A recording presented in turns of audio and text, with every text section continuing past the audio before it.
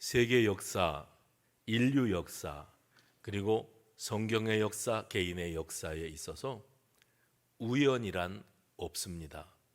사람이 살다 보니 이런 일도 겪고 저런 일도 겪는구나, 우연히 이렇게 되었구나 하고 사람들은 살아가지만 그것은 자신의 생각일 뿐이요, 우리 하나님은 이 땅 위에 천지 만물을 창조하시고 그 가운데 인생을 두시면서 저들을 구원하실 계획을 세우시고 간섭하시고 손대시고 섭리하시면서 여기까지 우리의 인생을 인도에 오신 줄로 믿으시기를 바랍니다. 창세기 11장의 말씀에 보면 노아 홍수 심판 이후에 바벨탑 사건이 있었고, 그 바벨탑 사건 이후에 그 노아의 후손 가운데 셈, 함, 야벳 이렇게 세 아들이 있었는데 특별히 큰 아들 셈의 계보, 족보가 쭉 등장합니다. 이게 창세기 11장에 나오는 말씀이에요. 그러면 거기에는 누가 누구의 조상이 되었고, 누구는 누구를 낳았고, 누구는 누구를 낳았고, 이렇게 쭉 이어지고 있는데 이 모든 과정 가운데에서 한 사람 데라라고 하는 인물이 여기에 등장을 합니다. 우리가 성경을 볼 때 나무를 볼 것인가 숲을 볼 것인가, 이게 굉장히 중요한 거거든요. 그러니까 나무를 본다는 것은 사건과 인물과 그리고 역사적인 배경들을 보는 거예요. 그러면서 성경 안에 펼쳐지는 어떤 본문 안에서 등장하는 인물과 또 사건들을 묵상하면서 은혜를 받죠. 그런데 또한 한 걸음 뒤로 물러나서 성경 전체, 창세기에서부터 구약과 신약을 관통하는 계시록에 이르기까지 하나님이 세워놓으신 인류 구원 계획, 범죄하고 타락한 인류가 스스로를 구원해낼 수 있는 능력이 없어요. 그리고 태생적으로 악질입니다. 그래서 누가 가르쳐주지 않아도 죄를 짓게끔 되어 있어요. 그러한 우리 인류를 하나님께서 아시고 우리를 구원하시고 살 길을 열어주시고 새 생명 주시고 천국에 들이시기 위해서 하나님의 구원 계획을 시작을 하시는 겁니다.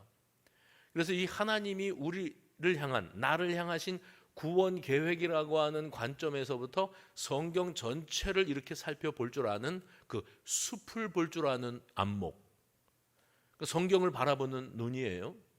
근데 오늘 창세기 11장에 보면 셈의 족보가 나오는데, 셈의 족보에서 누구는 누구를 낳고 쭉 사람들의 이름만 나옵니다. 그러니까 사람의 이름을 대할 때 읽기도 까다로워요. 우리하고는 언어와 단어가 다르니까 이름이 입에 와 닿지가 않습니다. 그런 이름들을 우리가 쭉 읽어내려 가는데, 그런데 갑자기 데라라고 하는 인물이 등장을 하고, 데라는 아브라함을 낳고 아브라함은 이삭을 낳고 이삭은 야곱을 낳고 야곱은 12아들을 낳았다, 이렇게 나가지 않고 그렇게 셈의 족보가 흘러가다가 데라라고 하는 인물이 나온 다음에 시선이 데라에게로 집중됩니다. 마치 비행기를 타고 하늘을 쭉 날아가다가 우리가 하늘에서, 그 높은 하늘에서 아래를 내려다보면은 때로는 맑은 하늘을 날아갈 때는 바다도 보이고요, 그리고 육지도 보입니다. 그런데 그 산야가 어딘지를 우리가 알 수 없고 내려다봐서 푸릇푸릇하면 저건 산인가 보다, 저건 물인가 보다, 저기는 울긋불긋하고 허여니까 이거는 광야인가 보다, 돌멩이들이 굴러다니는 땅인가 보다, 이렇게 짐작만 하지요. 그렇게 훑어가는 겁니다. 알지 못하고 짐작만 하면서 가다가 비행기가 목적지에 도착을 하게 되면, 거의 도착을 하게 되면 고도를 낮추기 시작하지요. 비행기가 고도를 낮추면서 활주로가 보이고 이제 착륙할 때가 되어가면 창밖을 내다보면 그 높은 데서 바라볼 때에는 점같이 보이고 그냥 이게 사람 사는 땅인가 보다 하고 보였던 그 땅이 가까워지면 거기에 드디어 건물들이 보이기 시작하고요, 사람이 다니는 게 보이고요, 자동차가 지나다니는 게 보입니다. 내가 저 높은 하늘을 날아가고 있을 때에도 이 땅 위에는 누군가가 살고 있고 자기들의 삶의 현실이 현재 진행형이구나, 그러다가 누군가가 사는 어느 땅에 내가 뭐 사업을 위해서 출장을 왔든지 여행을 위해서 왔든지 고도를 낮추면서 그 공항에 도착을 하면 비로소 여기도 사람 사는 곳이구나. 이 사람들은 여기서 이렇게 아침을 맞이하고 이렇게 하루하루를 살아가는구나. 그걸 깨닫게 되어지지 않습니까? 그러니까 우리의 시선이 항상 숲만 바라보고 있을 수 없어요. 나무를 바라보다가 또 뒤로 물러서서 숲을 보다가 하는 겁니다. 그런데 성경이 우리에게 갑자기 셈의 가족들의 이야기, 그 족보를 이야기하다가 데라라고 하는 사람이 있었다. 그러면 이제 착륙 준비하는 거예요. 그러면 데라라는 인물이 왜 등장하는가? 그냥 휙 지나가지 않고 데라에게 착륙을 합니다. 그리고 그에게 세 아들이 있었다. 여태까지 읽어오면서 누구한테 세 아들이 있었는데 그 아들들은 이름이 뭐고 이래가면서 이렇게까지 상세하게 언급되지 않거든요. 근데 데라에게 세 아들이 있었는데 아브람과 나홀과 하란이었다. 이게 창세기 11장 26절입니다. 데라라는 사람이 있었구나. 셈의 후손이구나. 근데 그에게 세 아들이 있었구나. 아브람과 나홀과 하란이구나. 그런데 27절 창세기 11장 27절 이하에 친절하게도 또 설명을 해줍니다. 그 세 아들 가운데 막내 아들 이름이 하란인데 하란은 갈대아 우르에서 죽었더라. 막내 아들이 죽었어요? 그 집안 이야기 하는 겁니다. 얼마나 상세하게 설명합니까? 우리가 그걸 꼭 알아야 됩니까? 성경은 우리가 알아야 될 필요가 있는 집안의 이야기라고 이걸 설명하는 겁니다. 그 하란은 죽었고 갈대아 우르에서 죽었고 아들을 하나 남겼는데 그게 롯이라고 하는 이름을 가진 아들이었다. 롯, 아브라함과 조카 롯, 우리가 잘 기억하고 있는 이름 아닙니까? 그리고 남아있는 두 아들 아브라함과 나홀은 각기 사레와 밀가라고 하는 여인과 결혼해서 가정을 이루었다. 얼마나 친절하게 설명을 해요. 그러니까 아마 우리가 성경을 읽을 때 이제 커다랗게 숲을 보면서 가다가 갑자기 클로즈업 되는 겁니다. 그리고 데라라는 인물, 그 데라의 세 아들의 이야기, 막내 아들 죽은 이야기, 그리고 첫째와 둘째가 가정 이룬 이야기, 여기까지가 창세기 11장이에요. 그리고 창세기 12장으로 갑니다. 창세기 12장 1, 2, 3, 4절은 여러분이 그동안의 신앙생활 해오시면서 여러분이 읽기도 많이 읽었고 목사님들이 설교하실 때 이 부분을 굉장히 자주 언급을 할 수밖에 없게 되어 있습니다. 왜냐하면 성경 전체를 놓고 봤을 때 창세기 12장이 아주 중요한 구절이기 때문에 그렇습니다. 그런데 그 창세기 12장에 보면 아브라함에게 하나님이 찾아오셨다. 셈의 후손 데라의 아들 장남 아브람이라는 인물에게 하나님이 찾아오셔서 말씀하셨다. 그리고 이렇게 말씀하셨다. 그러면서 나오는 게 창세기 12장 1, 2, 3절이죠. 이렇게 되어 있습니다. 너는 너희 고향과 친척과 아버지의 집을 떠나 내가 내게 보여줄 땅으로 가라. 내가 너로 큰 민족을 이루고 내게 복을 주어 내 이름을 장대하게 하리니 너는 복이 될지라. 너를 축복하는 자에게는 내가 복을 내리고 너를 저주하는 자에게는 내가 저주하리니 땅의 모든 족속이 너로 말미암아 복을 얻을 것이라. 뭐라고 하시는 거예요? 하나님이 셈의 후손 데라의 아들 아브람에게 나타나셨대요. 천지 만물을 창조하시고 그리고 죄악을 범한 인류를 에덴 동산에서 쫓아내시고 워낙에 부패 타락해서 홍수 물로 청소하실 수밖에 없으셨던 그 하나님이 바벨탑 사건, 하나님 앞에 기고만장하고 자기들이 하늘에 닿겠다고 했던 그들 인류를 흩으시고 언어를 흩으시고 그 다음에 오늘 여기 아브라함에게 나타나셨다 이랬어요. 그러면 이 아브라함이라고 하는 인물로 모든 것이 집약이 되어지고 클로즈업이 되어지면 이 사람은 정말 중요한 인물인 거죠. 성경 전체 역사를 두고 보았을 때 이 아브라함의 위치가 특별한 위치에 있는 것을 알 수가 있습니다. 왜냐하면 그는 언약을 받은 사람이었기 때문이에요. 하나님이 찾아오셔서 먼저 손 내미시고 너 나랑 약속하자.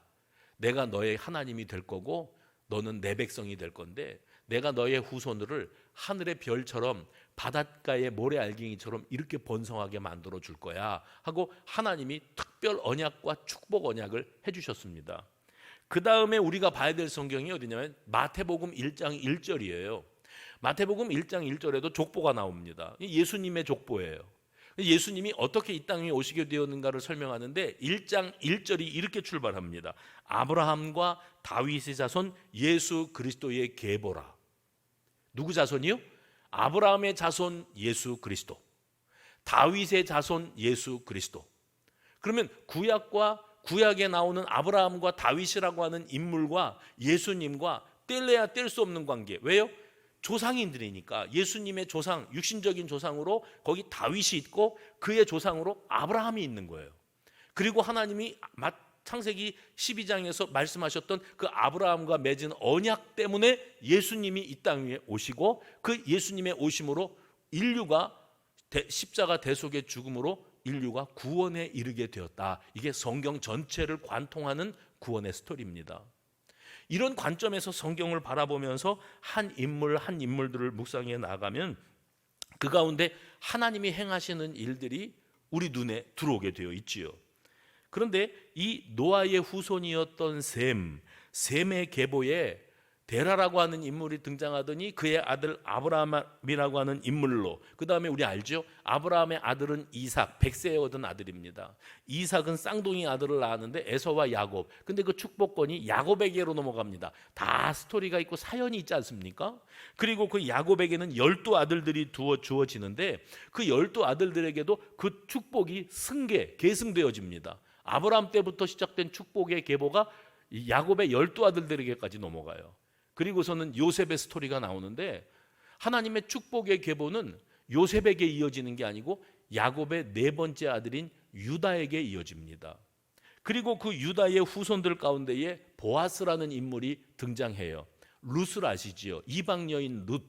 그 룻이라는 여인이 시어머니를 따라서 베들레헴으로 왔다가 만났던 자기 가문의 기업물을 짜 보아스, 그와 결혼을 합니다. 이방 여인과 보아스가 결혼을 해요. 이게 뭐 그렇게 중요한 얘기인가 싶겠는데 그 보아스라고 하는 인물의 후손들의 계보가 또 거기 등장을 합니다. 멀리 비행기가 날아가면서 훌떡 가듯이 쭉 또 이름들이 등장해요. 그 가운데 보아스와 룻 사이에 오벳이라고 하는 인물이 탄생한다. 그 오벳의 아들이 이세다. 이세라는 인물이 등장하는데 이세에게는 아들이 8명이 있었다. 그 가운데 막둥이의 이름이 다윗이다. 그 다윗이 이스라엘의 2번째 왕위의 자리에 오르게 되어지는데 이 다윗이라고 하는 인물이 얼마나 중요한 위치를 차지하는지 일찍이 아브라함과 언약을 맺으시고 축복하셨던 하나님이 다윗에게 그와 똑같은 새로운 언약을 맺어주시는 거예요. 그리고 너의 후손들에게서 이스라엘의 왕권이 떠나지 않을 것이다. 그리고 너의 후손 가운데서 이 땅을 구원하실 메시아, 구원자가 오게 될 것이다. 그건 아브라함에게 주셨던 언약, 다윗에게 주신 언약이 예수님의 탄생으로 성취돼요. 마태복음 1장 1절 아브라함과 다윗의 자손 예수 그리스도의 족보다. 이렇게 시작하는 거예요. 그러니까 성경은 예수님을 향하고 있습니다. 그리고 그 예수님이 이 땅 위에 오시기까지 수많은 인물들이 등장하고 수많은 이야기거리들이 등장하고 역사적인 배경들이 다 있고 하지만 결국 한 가지를 말씀하시는 거예요. 하나님은 우리를 사랑하시고 우리를 구원하시기 위하여 이러한 사람들의 등장을 통해서 하나님의 구원 계획을 도도히 흐르는 강물처럼, 막을 수 없죠. 도도히 흐르는 강물처럼 이렇게 이루어 가셨고, 그렇게 예수님은 이 땅 위에 오셨고 나의 죄악을 대신 짊어지시고 대속의 십자가 죽음을 통해서 나를 구원하셨다. 하나님은 이 일을 일방적으로 이루셨거든요. 내가 믿든지 말든지 그거는 2번째 이야기예요. 하나님은 그 일을 이루시고 그 다음에 그 예수가 너를 위하여 십자가에 달려 죽은 너의 구원자이가 맞느냐 하고 물으시는 거죠. 아멘, 맞습니다. 나는 억만 죄악을 가진 구제불능의 인생인데 예수님 때문에 내가 살 수 있게 되었습니다. 고백하는 사람은 그 믿음으로 구원에 이르는 것이고, 예수가 언제 나 대신 죽어달라고 내가 언제 그랬느냐고, 그가 죽든지 말든지 십자가 죽으면 나하고는 아무 상관도 없다고, 나는 나 생긴 대로 살다가 짧고 굵게 살다가 죽으면 끝인데 뭘 이러고 버티고 있는 사람들은 복음이 들려져도 이게 받아들여지지가 않으니까, 예배 시간에 꾸벅꾸벅 저렇게 졸고만 있으니까 이게 받아들여지지 않는데 무슨 믿음이 들어가고 무슨 구원을 받겠느냐고요. 오늘 성경은 우리에게 하나님께서 너희를 이처럼 사랑하사 너를 구원하시기 위한 구원 계획을 아브라함 때부터 다윗의 때부터 오늘 예수 그리스도의 탄생하심과 그 십자가 대속의 죽음으로 이렇게 이루셨다 하는 것을 우리에게 펼쳐 보여주고 있는 거예요. 그래서 우리가 깨닫게 되는 게 뭐냐면 사람의 계획이 있고 사람의 때가 있는데 그건 사실은 아무것도 아니에요. 오로지 하나님의 계획과 하나님의 때가 있는 줄로 믿으시기를 바랍니다. 그러니까 아브라함 때에도 세상에는 많은 사람들이 살고 있었어요. 그 수많은 사람들이 각기 다 자기의 인생길들을 걸어가고 있었을 거예요. 근데 아브라함이 아버지 데라를 따라서 하란으로 향하여 떠나간다 그랬을 때 왜 집 나가면 고상인데 본토 친척 아버지가 있는 땅에 머물지 뭘 보따리 짐을 싸가지고 외지에 가서 고생을 사서 하려고 하느냐 말렸을 거예요. 근데 부르심이에요. 사명입니다. 자기 부르심이 있고 사명이기 때문에 그 앞에 기다리고 있는 것이 고생길이라 할지라도 그 길을 따라 떠나가는 거예요. 하나님께서 그 믿음을 보셨다는 거죠. 그리고 그에게 축복과 언약을 주셨습니다. 그래서 사람의 생각과 사람의 계획은 큰 의미가 없어요. 우리 개인을 향하신 하나님의 계획, 하나님의 때가 준비되어 있고 하나님은 그것을 놀랍게 이루어가고 계신다는 사실을 믿으시기를 바랍니다. 창세기 26장 말씀에 그 아브라함의 아들 이삭의 이야기가 나와요.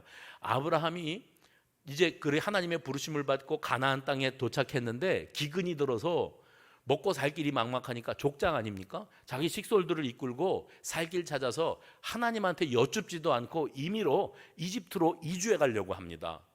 그래서 기어이 이집트로 갔어요. 살려고 간 겁니다. 갔다가 아내 빼앗길 뻔하고 고초를 치르고 돌아옵니다. 아들한테 100살에 얻은 아들한테 아들아 내가 젊었을 때 족장 노릇 하느라고 우리 식구들 굶겨 죽일 순 없지 않냐? 그래서 물이 있는 이집트 나일강이 흐르는 애굽으로 이주해 갔다가 죽을 고생했단다. 그런 간증은 아들에게 들려주었는지 안 했는지는 모르겠어요. 근데 그 아버지의 그 아들이에요. 이삭도 자기가 족장이 아버지는 없어요. 자기가 족장이 되어지고 그리고 이 식솔들을 끌고 먹여 살려야 되는데 기근이 들었어요. 아버지 때하고 똑같아요. 그러니까 가르쳐주지 않아도 본능이 이끄는 대로 애굽으로 가야지 살아. 여기서는 살 길이 없어. 이렇게 움직입니다. 그래서 출발한 거예요. 가나안 땅에서 이집트로 가려면 블레셋 땅을 통과해야 됩니다. 블레셋 땅을 통과하려고 하다가 날이 저물어서 그랄이라고 하는 땅에 정착합니다. 블레셋의 왕인 아비멜렉이 니들은 뭐냐? 왜 우리 땅에 들어와서 자리 잡냐? 걱정 마십시오. 우리는 지나가는 객입니다. 우리는 지금 이집트 애굽으로 갈 사람들이지 이 블레셋 땅도 기근이 들어서 먹고 살기 힘든데 우리가 여기서 사나 우리 고향에 사나 뭔 차이가 있겠습니까? 걱정 마십시오. 했걸랑요. 그런데 그 밤에 하나님께서 이삭에게 나타나셔서 이삭아 나는 니네 아버지 아브라함의 하나님이야. 그리고 너의 하나님이 될 거야. 내가 지금부터 너에게 하는 말을 네가 잘 듣고 순종하면 내가 니네 아버지한테 준 언약을 그대로 그 바톤을 너에게로 넘길 거야. 너도 축복의 조상이 될 거야. 너로 말미암아 많은 사람들이 복을 누리는 그 축복의 통로 역할을 네가 하게 될 거야. 말씀하세요. 그러면서 하신 말씀이 그 땅 그랄 땅에 그냥 주저앉아라 그래요. 그래서 이삭이 얼굴에 철판을 깔고 블레셋 사람들이 그 핍박하고 싫어하는 거 알면서도 그 땅에 주저앉습니다. 그리고 그 땅에서 농사합니다. 농사 지었는데 기근이 들어서 농사가 안 될 때인데 이삭의 농사만 100배를 거뒀대요. 그 창세기 26장 12절에 보면 여호와께서 복을 주심으로 그가 그렇게 되었대요. 그런데 그가 복을 받으니까 이 블레셋 사람들이 배가 아파요. 우리는 농사를 우리 땅에서 농사하는데 우리는 안 되는데 왜 너만 잘 되냐? 그래서 쫓아내요. 이삭이 쫓겨납니다. 자기 땅 아니니까 쫓겨나가지고 움직이면 물부터 찾아야 되거든요. 우물 파면 물 나오고 또 블레셋 사람들이 와서 여기도 우리 땅이야 나가 쫓겨나고 또 옮겨가서 땅 파면 물 터져 나오고 블레셋 종들이 와서 그거 메꿔버리고 쫓아내고 이 일을 몇 번을 하다가 세 번째에 더 이상 우물을 파서 우물이 터져 나왔는데 더 이상 이 블레셋 사람들이 쫓아와서 회방하거나 하지 않기에 그 이름을 르호봇 해봅시다. 르호봇이라고 하면서 그 뜻이 무엇인가 하면 이제는 여호와께서 우리의 지경을 이렇게 넓히셨으니 이 땅에서 우리가 번성하리로다 이러거든요. 그래서 성경을 읽으면서 그 다음에는 이삭이 르호봇에서 오래오래 살면서 행복하게 살다가 거기서 인생 끝났더라.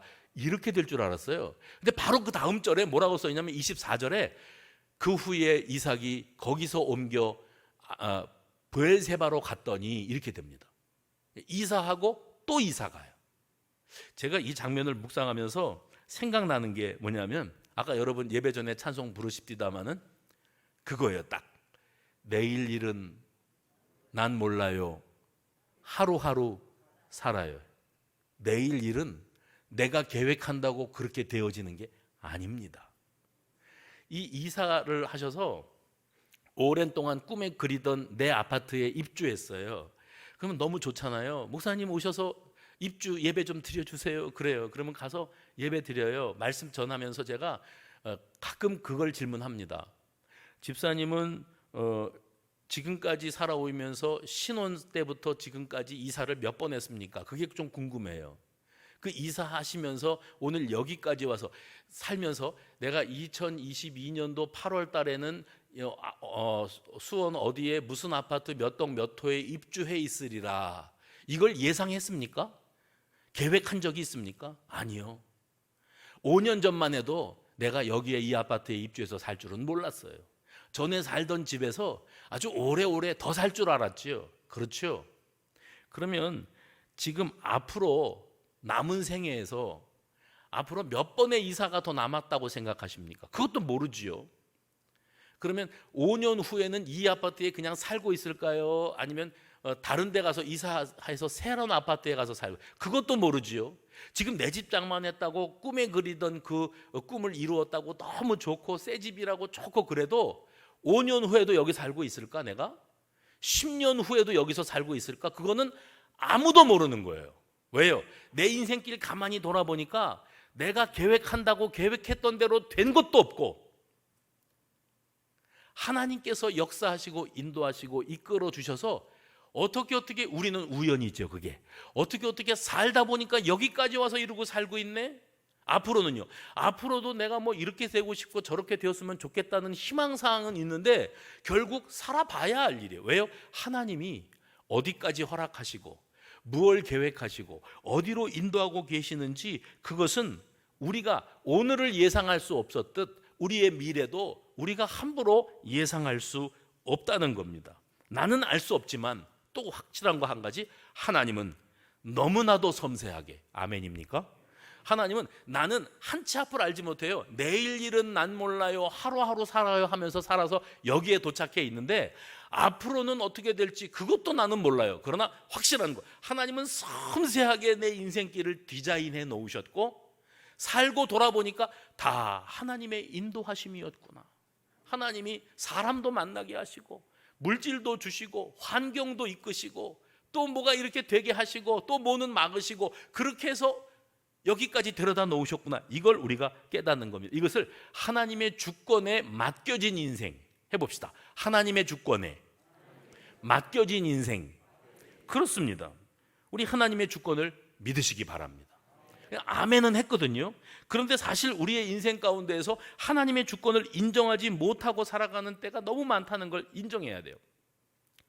어떤 목사님이, 제가 이제 늘 매일 읽는 그 신문이 있는데 그 신문에 어떤 목사님이 글을 썼는데 이 내용이 있어서 제가 스크랩을 했습니다. 이건 내가 쓴 게 아니고 어떤 목사님이 쓰신 글에 나오는 내용이에요. 뭐라고 쓰셨는가 하면, 어떤 사람은 22살에 대학을 졸업했다.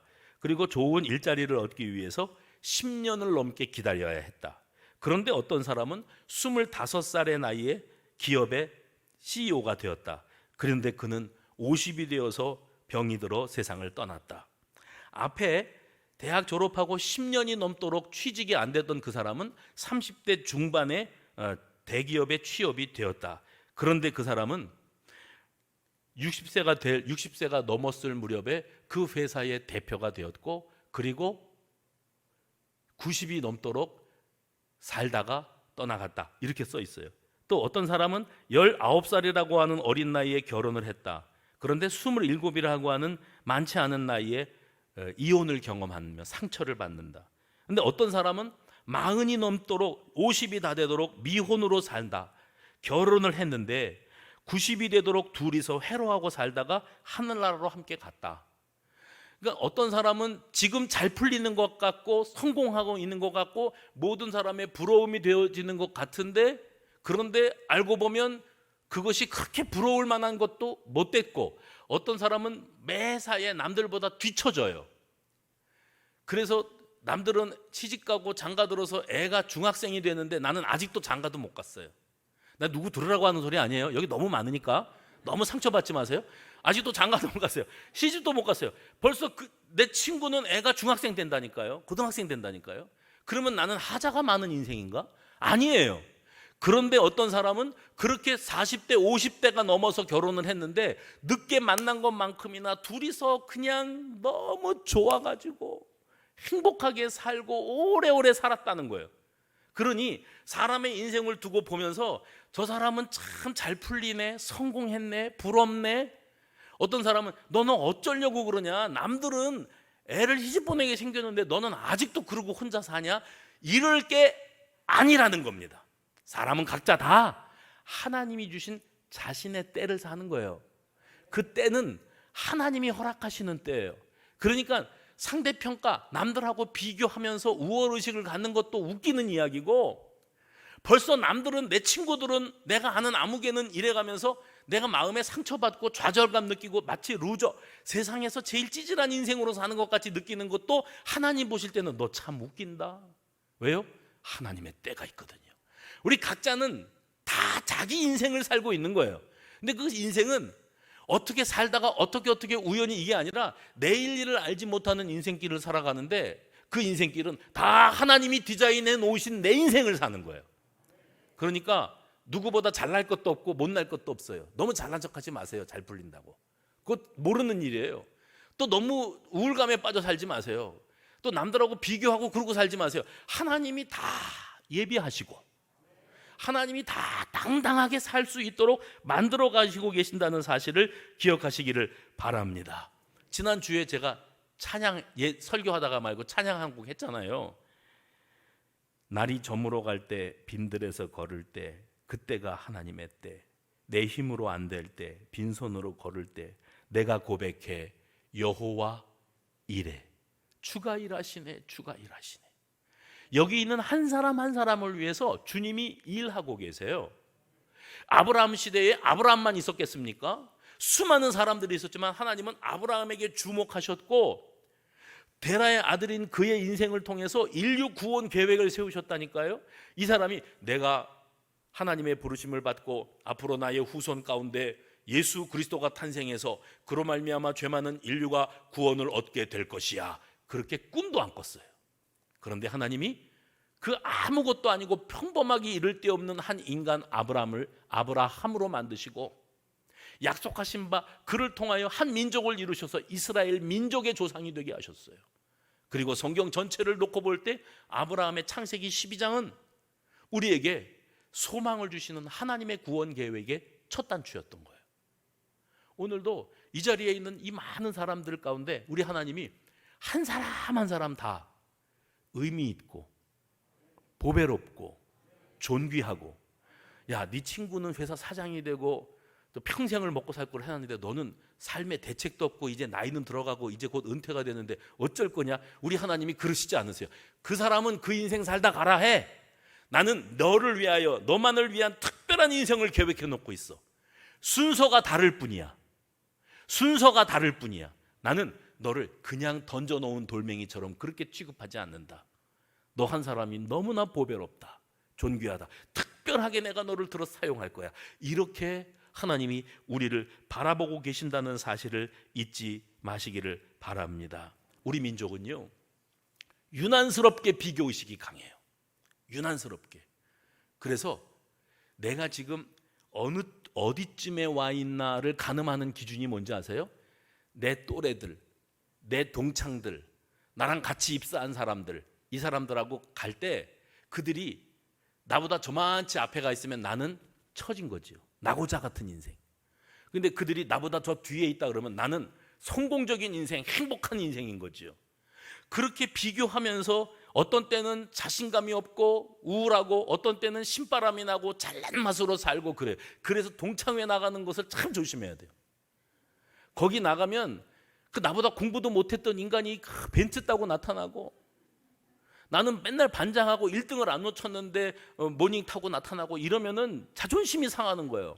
그게 뭐냐면 옆에 있는 내 친구들하고 나를 비교하다 보니까 거기서 어떤 때는 만족감도 찾아오고 어깨도 으쓱하고 잘한 것 같고, 그리고 어떤 때는 상대평가, 나는 인생이 망한 것 같고 뭔가 안 풀리는 것 같고 나만 왜 이러는 것 같고. 그런데 하나님이 위에서 내려다보실 때는, 야, 나무만 보지 말고 숲을 봐라. 나는 네가 그러고 사는 게 참 웃긴다. 그 사람은 그렇게 살아가는 인생이야. 너는 너의 인생에 사명이 있어. 내가 너를 특별하게 들어서 쓸 거야. 그런데 순서가 다를 뿐이야. 그러니까 누가 뭐 잘 나간다 못 나간다 그것 때문에 네 마음 흔들릴 거 하나도 없다. 너는 특별해. 오늘 본문에서 우리 주님은 이렇게 말씀하고 계시는 겁니다. 남들이 뭐라고 하고 어떻게 바라보든 나에게 주어진 내 인생길을 하나님과 동행하고 산다 하는 그 확신을 가지고 자부심을 가지시고, 그 다음에 여유를 좀 가지세요. 쫓기듯 그렇게 살면서 상대평가하면서 자기의 점수를 매기지 말고 여유를 가지세요. 나는 내 인생길을 걸어간다. 그래서 내가 제일 존경하는 사람들이 있어요. 자연인들이에요. 자연인들이에요. 근데 그분들은 한결같이 그래. 난 맨날 재방송 보거든요. 지금이 제일 행복하대. 전기도 안 들어와요. 예? 물 마시려면 개울물 끌어다가 써야 돼요. 그리고 몸으로 움직이지 않으면 먹고 살 길이 없어요. 한결같이 산에만 올라가면 약초들은 또 그렇게 자랍디다. 그리고 이 찾아온 사람하고 대화 나누면 소시적에 자기가 잘 나갔대. 돈 벌 때는 엄청 벌었대. 그 특징들이 다 있어요. 근데 난 중요한 건 뭐냐면 누가 뭐라 그러든지 자기 길을 가더라고요. 그 사람들이. 자기 좋으면 행복하면 된 거 아니에요. 하나님께서 오늘 우리들에게, 야, 자부심을 가져도 돼. 찌질하게 살지 마. 누구하고 비교 의식하고 그러지 마. 너는 여유롭게 살아도 돼. 왜냐하면 오늘 본문에 뭐라고 되어 있어요? 하나님은 모든 것을 그 쓰임에 적당하게 하셨다. 그런데 오늘 여러분 거기 잠언 16장 4절에 여호와께서 온갖 것을 그 쓰임에 적당하게 지으셨나니 그랬거든요. 그런데 이 구절에 그 쓰임의 그 앞에 일이 써 있어요. 한번 보세요. 일이 써 있어요. 개미같이. 그러면 일은 보조 설명이 있다는 거예요. 하단에. 각 줄을 내려가 보면 거기 뭐라고 써 있냐면 주의. 그러면 그 대신에 주의를 넣는 거예요. 모든 여호와께서 온갖 것을 주의 쓰임에 적당하게 지으셨다. 온갖 것을 다 무의미한 건 없어요. 하나님이 저와 여러분을 이 땅 위에 만들어 놓으셨는데 하나님이 쓰실 만하게 하나님이 쓰실 만하다니까요. 다 쓸 데가 있어서 만들어 놓으셨다니까요. 하나님, 나는 이게 뭐예요? 우리 친구들은 시집가서 남편이 삼성전자 다니면서 옵션을 받아가지고 평생을 먹고 살 걸 다 해놨다는데 나는 이게 뭐예요? 찌질하게 아직도 시집도 못 가고 나이는 50이 다 넘어가고 나는 평생 이렇게 살다가 끝날 건가 봐요. 이러면서 살지 말라고요. 그 사람도 그 사람 인생을 사는 거고 나는 나대로 하나님이 쓰시기에 적당하게 지어 놓으셨다. 지금 그렇게 사는 중이다. 그렇게 자신의 길을, 하나님이 허락하신 자신의 길을 걷고 있다는 사실을 잊지 마시기를 바랍니다. 그래서 내가 내 기준으로 나를 함부로 예단해도 안 되고 내 기준으로 남의 인생을 함부로 왈가왈부해도 안 돼요. 남들과 순서가 다를 뿐 모두가 다 자기 삶을 살고 있는 중이다. 하나님은 이 땅의 모든 인생들이 자기에게 주어진 길을 묵묵히 살다가 가도록 다 디자인해 놓고 계시다. 사도 바울의 인생을 생각해 보십시오. 그가 사울이었다가 바울 된 사람이에요. 근데 사울이었을 때의 바울은 어떤 사람이었냐면 유대인 중에 유대인이고 바리새인 중에 바리새인이다. 이게 무슨 뜻인가 하면 정통파예요. 정통. 우리 정통 되게 좋아하잖아요. 정통 보수였어요. 정통 유대인의 신앙을 가졌다고 하는 자부심을 가졌고 이때 당시에 학문의 최고봉이라고 했던 가말리엘 문화에서 배웠다. 율법을. 그러니까 지금으로 치면 서울대학, 하버드 대학을 나온 거예요. 그러니까 사람들이 사울을 바라보면서 야, 당신은 모든 면에서 완벽해. 혈통 좋지, 또 학문적인 배경 좋지, 머릿속에 든 것만, 가방끈 길지, 뭐 언변도 있지, 사람들 앞에 설득력 있지, 모든 게 완벽해. 그러니까 사울은 자기가 걷는 이 길에 대한 확신과 자부심이 꽉 차 있던 사람입니다. 그랬던 그가 다메섹 도상에서 예수님을 만나잖아요. 네가 왜 나를 핍박하느냐? 예수 믿는 사람들은 유대교의 아주 이단자들이다, 우리 유대교의 아주 해악 요소들이 이 예수 믿는 자들이다 라는 자신만의 신념을 가지고 예수 믿는 사람들을 잡아 가두고 핍박하는 일에 앞장섰던 사울인데, 정작 그 당사자인 예수님이 나타나셔도 너 나한테 왜 그래? 라고 말을 하는 음성을 듣고 그 다음에 사명받지요. 인생의 터닝 포인트, 대전환점을 마련합니다. 그래서 유대인, 정통 유대인의 자부심으로 살아왔고 자기 잘난 맛으로 살았던 사울이가 예수님 만난 다음에 바울로 바뀌어진 다음에 뭐라고 표현하는가 하면, 그동안에 내가 정통파 유대인이라고 하는 자부심을 가졌던, 내 머릿속에 든 것 많다고 하는 자부심, 내 집안과 학문과 모든 배경에 대한 자부심을 다 배설물과 같이 여긴다. 나는 다 쓰잘데기 없는 짓거리들이었다. 그리고 오로지 하나, 내가 만난 예수, 할렐루야, 내가 만난 예수, 나를 사로잡은 이 복음을 위하여 내 젊음과 에너지와 열정을 다 쏟아내겠다. 나는 죽는 날까지. 그러니까 유대인들의 입장에서 봤을 때는 사울이 바울 된 다음에는 저건 배신자지요. 그리고 유대교에 그냥 있었으면 잘 나가는 인물이고 지도자가 될 만한 큰 그릇이었는데, 그 쓸만한 인물이었는데, 뭐 다메섹 도상에서 예수 만났다는 소문은 들었는데 그 다음에 인간을 베렸어요. 유대인들이 볼 때는 바울이 된 사울은 베린 인간이에요. 그런데 바울은 뭐라고 말하냐면, 나는 이전에 자부심을 가졌던 모든 것들, 자랑거리로 삼았던 것이 아무짝에도 쓸모없고 오로지 주님과 주님의 복음에 사로잡혀서 이 복음의 일꾼으로 살아가게 되어 있는 나의 남은 생애를 후회함이 없이 하나님을 위하여, 하나님 나라와 복음을 위하여 내가 내 젊음을, 청춘을 바치겠다, 그렇게 선언을 했어요. 참, 그래서 바울이 교회사의 한 획을 긋는 인물이 되어지는 겁니다. 우리가 인생을 살아가면서, 내 인생의 시간표를 살아가면서 반드시 기억해야 될 게 한 가지 있습니다. 그건 뭐냐면 하나님의 때. 해봅시다. 하나님의 때. 하나님이 때를 따라 모든 것을 하나님이 쓰시기에 적당하게 다 만들어 놓으셨대요. 근데 그 모든 것 속에 저와 여러분이 들어있어요.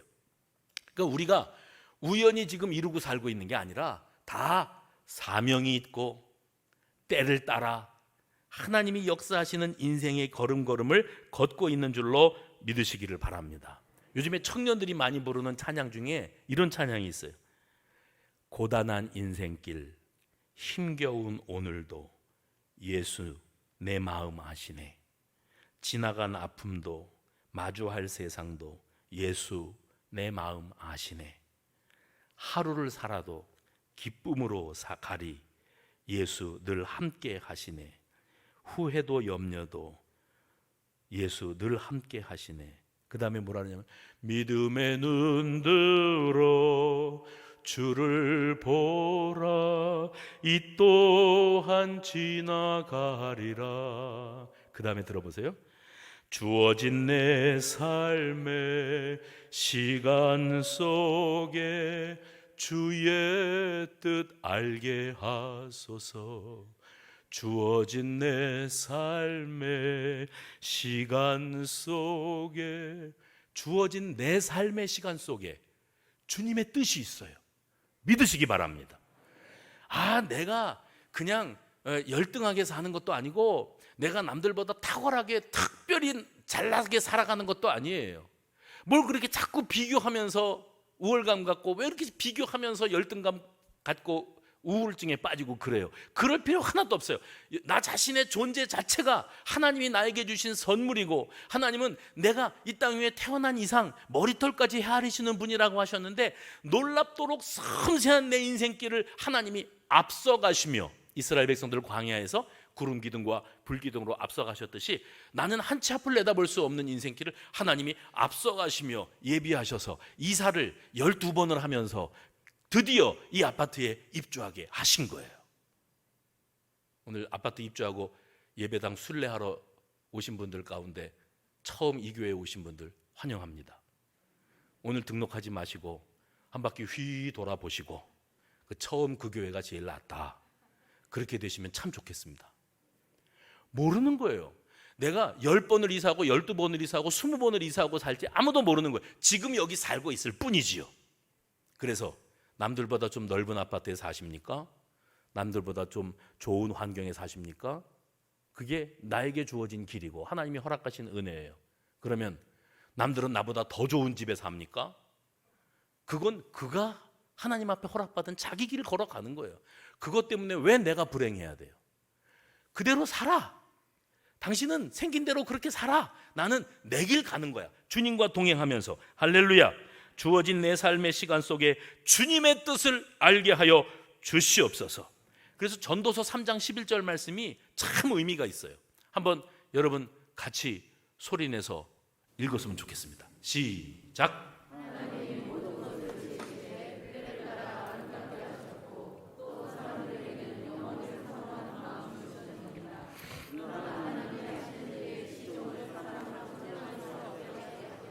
하나님이 모든 것을 지으시되 때를 따라 아름답게 하셨고, 어떤 때예요?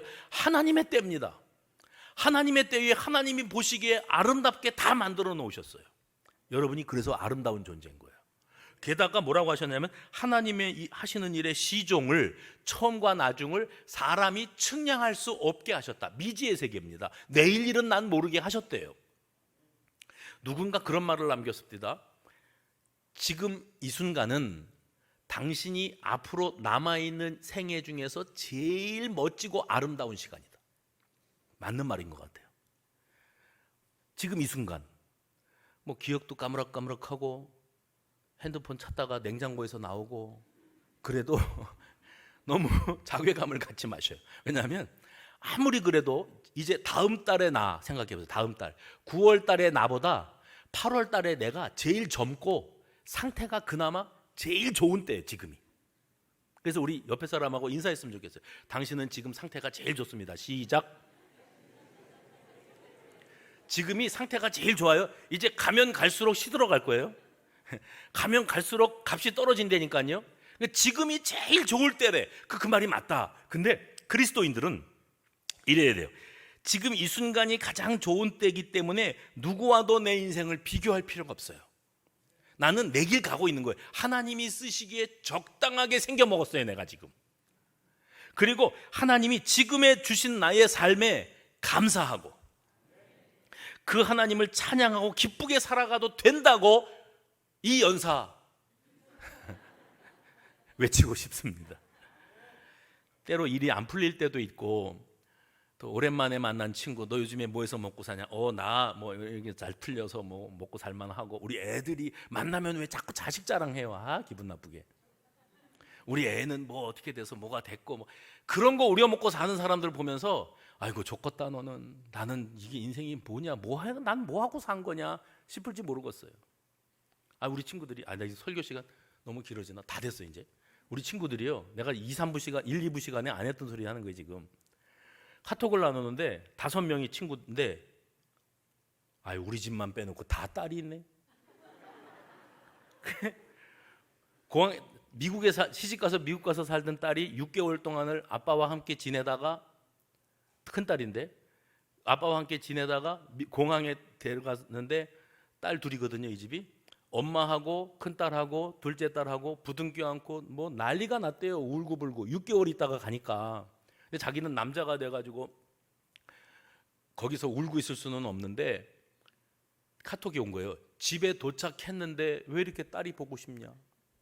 공항에서 보냈으면 집에 돌아왔는데 몇 시간 전에 있었잖아요. 거기. 딸이 보고 싶대. 그래서 나는 그게 뭔지 모른다. 딸이 뭐가 보고 싶냐? 그러니까 또 다른 친구가, 야, 딸이 나는 옆에 살았는데 그 손녀를 맨날 돌봐주다가 매일 오후마다 딸 퇴근할 때 집에다 데려다주고 오고 데려다주고 오는데 사실 손녀도 너무너무 이쁘고 귀하지만 매일마다 딸을 보니까 내가 마음이 너무 좋다, 행복하다 그래요. 내가 또 그랬죠. 난 그것도 무슨 소리인지 모르겠다. 그리고 그래요. 앞으로 좋은 며느리를 만나면 며느리가 딸 노릇할 거야. 그래서 제가 그랬죠. 산은 산이요 물은 물이로되 딸은 딸이요 며느리는 며느리로다. 맞죠? 그랬어요. 그 결론, 우리끼리 서로 위로하고 살자. 그게 끝났더라고요. 그래서 나는 그러는 거예요. 야, 나는 딸도 없고 딸 같은 며느리도 거의 희박한데 지금 어떡하냐. 네, 하나님께서 그러시는 거예요. 너는 네 생긴 대로 살다 가면 돼. 그 자꾸 비교하고 뭐가 있네 없네 그러지 말고 그냥 생긴 대로 살다 가면 돼. 그러시는 것 같아요. 오늘 예수님을 내 중심에 모셔드리고 나에게 주어진 나의 길을 걸어갈 때 그것이 가장 행복하고 그것이 가장 복된 길임을 믿으시기 바랍니다.